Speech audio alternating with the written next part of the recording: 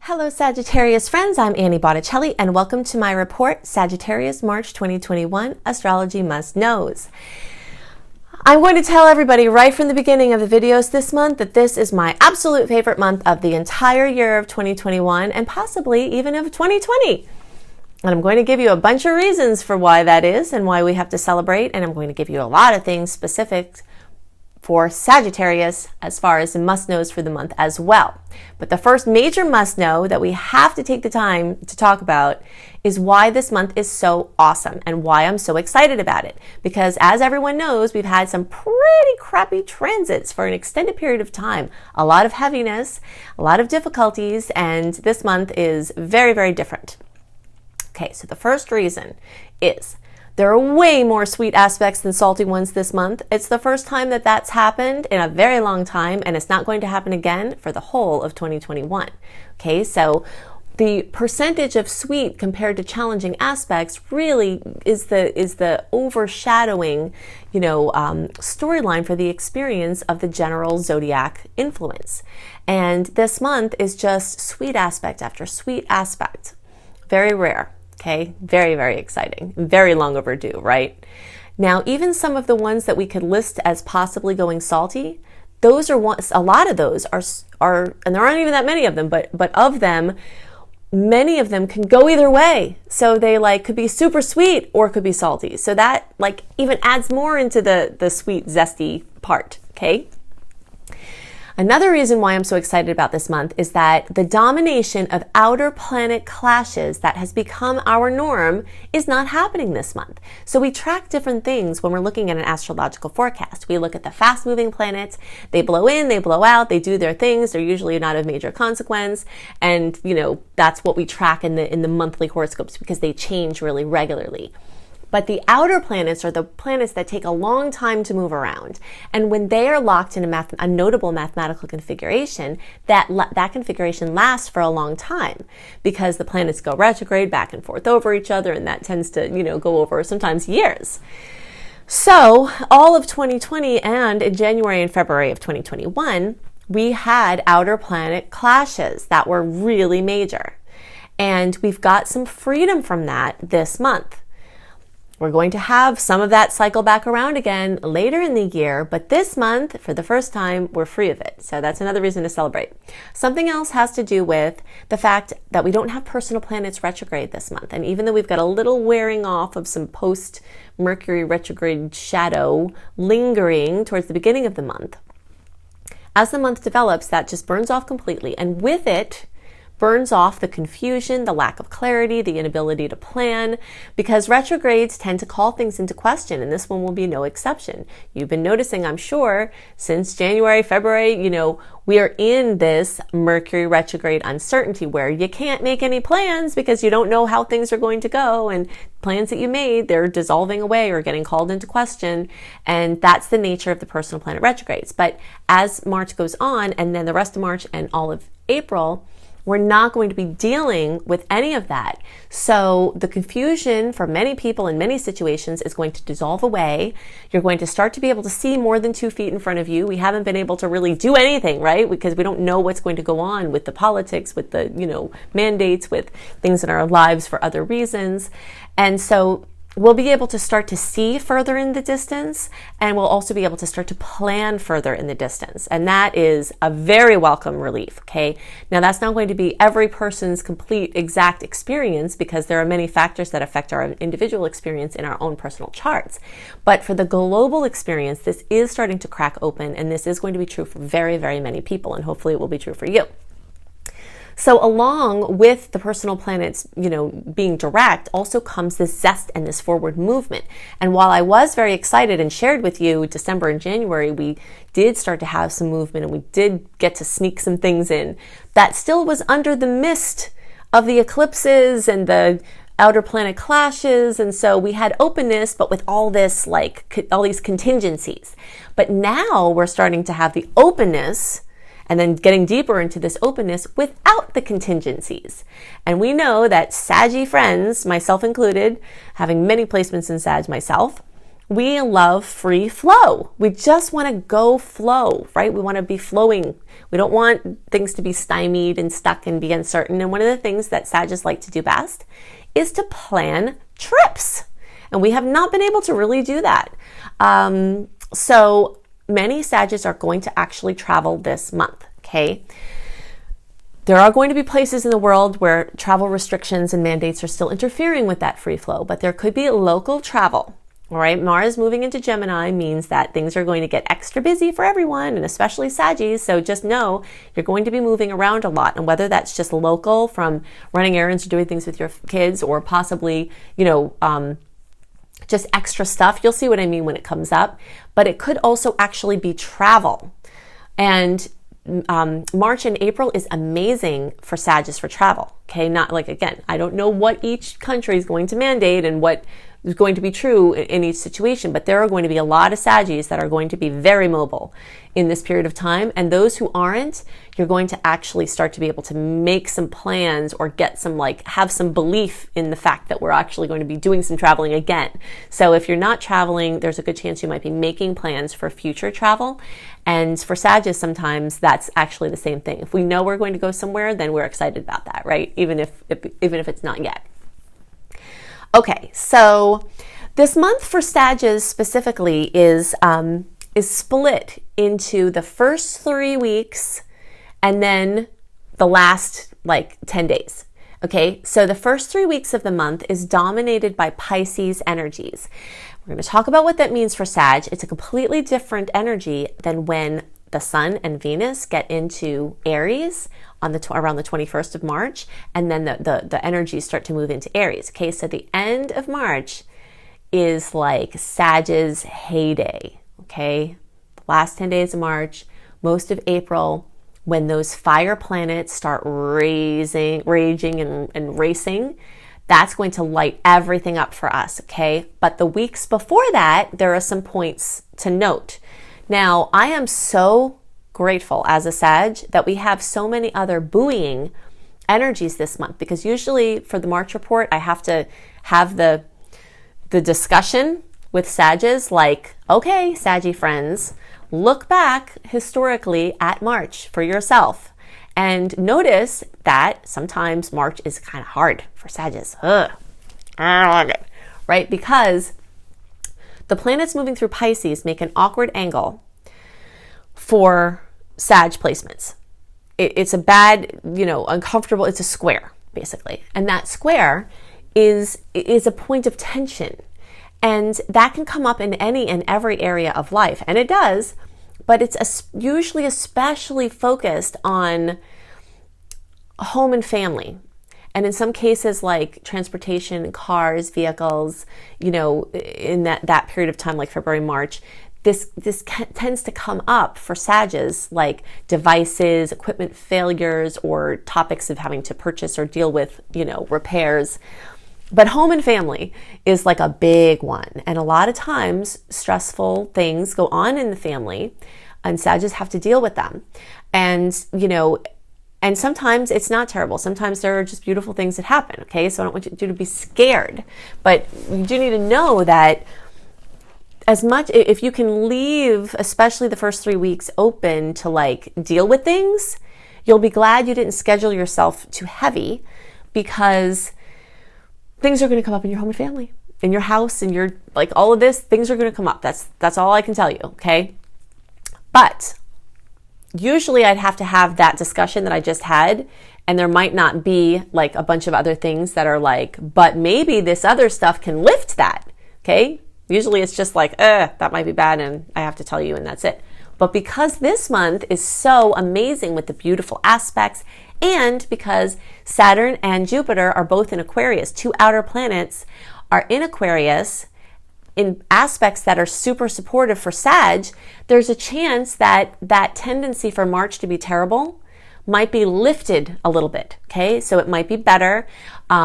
Or if something happens, there might be extra support, or there might be some other very wonderful things going on that help to kind of diffuse whatever challenges may come up from those Piscean placements, okay? But do expect some lingering confusion in the first part of March, of the uncertainty of not really knowing what to do, and high emotion, and, you know, trying to make plans and not being able to quite do it just yet. But as March develops, this is going to shift. You're going to get the clarity. You're going to be able to make the plans, and the heavy emotions going to wear off, and then you're going to reemerge probably better off from the challenges that you went through. And this is one of the saving graces of this time of year for Sag, is that we have to address emotional things at this time. Now, please hear what I'm saying. Sometimes people confuse this particular topic. Sages like action, and Sages love to talk about emotions and feelings, but the taking of the time to feel them. I'm not saying that Sagittarius don't feel emotions, because obviously we do. Very, very, very deep. All humans are sentient beings, and we're all feeling beings. But Sagittarius tend to sublimate their emotions into positivity, like, oh, I don't feel good, but that's okay because, you know, of this, or trying to look at the bright side, or, you know, trying to control what we can control and just like let the rest slide off of us like, you know, oil on a duck's feathers. And that's a wonderful way to go through life. And it has very many advantages that very many people can learn from to improve their lives from something that we do naturally. But there is a tendency with that we don't always take the time to deal with emotions, or we're dismissive of feelings that we have. And then they go into our bodies, or they make us anxious. They get stored, and then we get restless or anxious or whacked out. And in some cases have physical maladies from the emotional things that we didn't take the time to work with. So the beautiful blessing about March is that, and when the planets go in Pisces, basically, so this is like from the end of February into March, and sometimes it staggers a little on either direction depending on the movement of the other personal planets, is this time to like, wow, just sit and feel. You know, sit and feel with the people who are feeling around us. Sit and feel our own feelings. Go back, do some deep psychological work. I love to plan things like past life regressions, hypnotherapy, anything having to do with psychological healing and spiritual, you know, healing at this time. So if you proactively plan those appointments, you'll be really glad that you did, because when things start coming up, then you can just address them. And by addressing them, then problems that you had can clear up. And then we emerge into this exciting, very exciting time at the end of March, being so much better off than we were before all of this came up. But it's just something that we have to walk through. It's nothing to be afraid of, but you are going to have to deal with some things. But what you are going to also have the chance to do is to claim a lot of your power back from some places that you have been diffusing it. Okay, so in many cases, you're giving your power away to people, to situations, to fears, to addictions, to different things. And this month is a month where you can look at it and say, wow, I'm giving my power away to these situations. And then you gently and lovingly, you pull back your power, and then the power that's surrounding you and circulating around you for your personal power to do things with, to create with, to be happy with, to help others with, that's going to be so much more profound, okay, as the month goes on. And then you're going to step into a major power period in March and April, okay?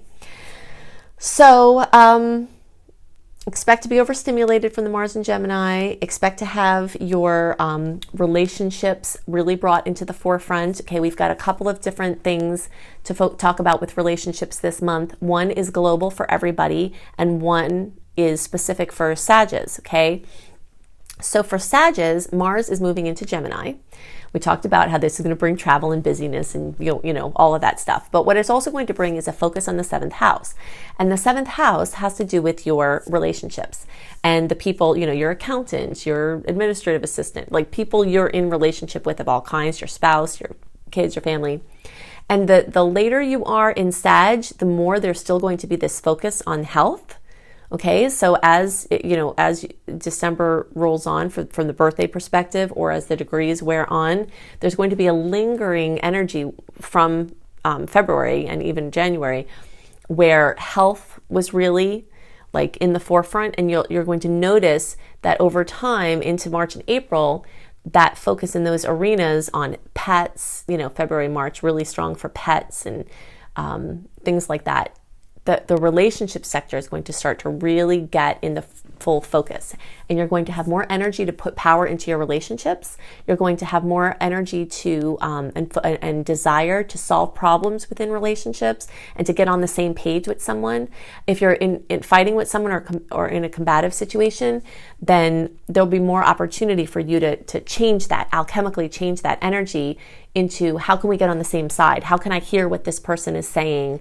How can I present what I'm saying in a way without charge that we can really get on the same page here. And you could be very, very, very productive in your projects with other people. So that's definitely going to come up. Now, at the very end of the month, the 28th and the 29th, we have a full moon in Libra. And that's going to bring relationship focus for everyone in the zodiac, because Libra has to do with relationships. It's that same house. There's going to be a full moon in that same house that Mars is moving through for Sagittarius. So drama, completion, fruition, bringing to the light, awareness of relationship things, especially potent in those days at the end of the month, the 28th to 29th. There is a little bit of energy around possibly victimhood or feeling betrayed, or understanding patterns of betrayal, or seeing where maybe you were contributing to a pattern that maybe you were thinking it was someone else, and you have an awareness like, wow, maybe I could have done better in that situation too. So there's that possibility. So that's going to come up. But in general, for Sagittarius, it's at least at a nice angle for you. Okay. So even though there is a little bit of mischief there, and there could be a little bit of stress, it will usually probably pass in a few days. And because it's a nice angle for Sagittarius, hopefully that will make it a little bit softer. And the feelings, the experience of that nice angle will be felt more the closer to 8 degrees you have any placements. So if you have any Sag placements that are close to 8 degrees, you could see some really positive things, especially from this full moon. And so 8 degrees would be like the last couple of days of December, really, and you might feel this some in the beginning of January and some like after Christmas, kind of Christmas to the first few days of January. But the closer you are to like the 28th, the 29th, that's going to be even more intense. But again, that's a positive angle. Okay. So the last thing that I want to talk about for Sagittarius has to do with the transits of the transiting nodes. Okay. So the North and South node are, well, astrologers call everything planets, but some things we refer to in the sky, they're not actually heavenly bodies, and you couldn't see them if you looked, because they're mathematical calculations that we sort of place a little icon there and say this is here, kind of denoting that that's where the math is lining up. And the nodes are two of those placements. So the North node is our area of highest expression in this lifetime, our dharma, what we came here to do. And our South node is the karma, is the gifts and challenges that we came in with, are the things that we have to overcome in this lifetime. And here I've been really excited to drop this bomb on you guys. Okay, so I talk about eclipses a lot, and I also periodically will talk about these nodes. But what I haven't strung together for you before is that the nodes actually move through the signs that the eclipse cycle is moving through. Okay, so if you're ever not really sure about how long the eclipse cycle lasts or what the eclipse cycle is in, because sometimes eclipse cycles, well, they're anywhere between 1.5 years, 2 years, 2.5 years even. So we're in a Sagittarius Gemini eclipse cycle as of, the earlier in 2020. And that ends, towards the end of 2021, kind of beginning of 2022. And so that whole time that eclipse cycle is going on, so every time we have eclipses, they're, in the Sagittarius Gemini, and we're working the ground in those areas, which is particularly potent for Sagittarius placements. Okay, so we're kind of in a major power time of radical change and exoneration of, karma, and really just stepping into our highest destiny in a bigger way. So you can look at the nodal placements, if you know how to do this, in the charts. And I'm telling you here, they're in the middle. They're at 15 degrees-ish, between 15 and 12 degrees this month of Sag and Gemini, okay? So what that means is that for every Sag placement, we're really, in that period of time from earlier in 2020 through the beginning of 2022, we're in this major, major time of clearing out all this stuff and stepping into the highest expression. And these nodes have keys for us as they're working. And the keys are in the locations that have to do with our relationships with ourselves and other people, and issues with codependency, things like that. And there's more to it as well, but I just really wanted to help you understand that the more that you track eclipses, just know that they're having to do with what you need to let go of and what you need to open up to. Okay, and so asking yourself that question is going to be really important. And for those of you who are like, your birthdays are between the 2nd and the 6th of December, or you're between 12 and 15 degrees, that question and that topic is going to be especially strong for you all this month. Now, everybody else who's after the 6th or after 15 degrees, you've already been going through this up until March. And then the rest of you, this is opposite, because usually people later in the month are experiencing things later in time, but because the nodes are moving in this kind of backwards configuration, it goes the other way. So it started with Sag at the late degree of Sag, and now it's cycling its way back to the early degree of Sag. So when the South Node gets to 1 degree of Sagittarius, that's going to be when the eclipse cycle ends. So everybody for December 2nd and earlier, from March moving forward, you're going to really be in this, like, what am I supposed to do with my life? What's karma has to be burnt off? What do I need to do to let go of the things that aren't serving me? What do I need to step into? How can I activate my highest destiny? Those type of questions are going to be coming up in a really big way for all Sages. But for those of you, the 2nd and before, that's going to be moving on from the rest of March to the rest of 2021, rather. Okay, so those are the things that are most on my mind for Sages. And obviously, I'm very excited about this month. I'm very hopeful that all of the sweet aspects with Jupiter and Saturn, all of these sweet aspects in general, are going to help buoy any of the challenges that tend to come at this time, and that this can still wind up being a profoundly positive month regardless of what else may show up. Okay, so if you'd like even more information about the astrology ahead and how you can make the most of it, first go to anniehelpsyou.com. You'll see a little note there that says, "Dear friend, I'm Annie Botticelli," and it will have a sign up right there on the front page. That's where you sign up for my free email newsletter. You'll want to sign up for this because you will get delivered into your inbox 1 month early each month my write-up, a comprehensive write-up of the month ahead, including all the sweet dates, all the salty dates, what you might expect with those, and lots of details about what you can expect for the month and what to be aware of and what to celebrate. Okay, while you're at anniehelpsyou.com, click in the right top corner under blog, and I've got all different types of blogs, but of note here with this astrology forecast is my astrology blog, so you can check that out. Then go to cozybysweetstarlight.com and note that in the notes underneath this video, if you click on the little more arrow underneath the video, it will reveal all of the notes with these actual links so that you don't have to just remember what I'm saying, because they're always underneath the video. So you can go to cozybysweetstarlight.com, get my written horoscopes for each sign up 1 month early as usual. I like to give you time for planning. Also, I've got extensive different categories for healthy living and astrology kissed living. So herbal teas for each sign, yoga for each sign as the sun moves through the signs. So you'll want to check that out. It's a beautiful site.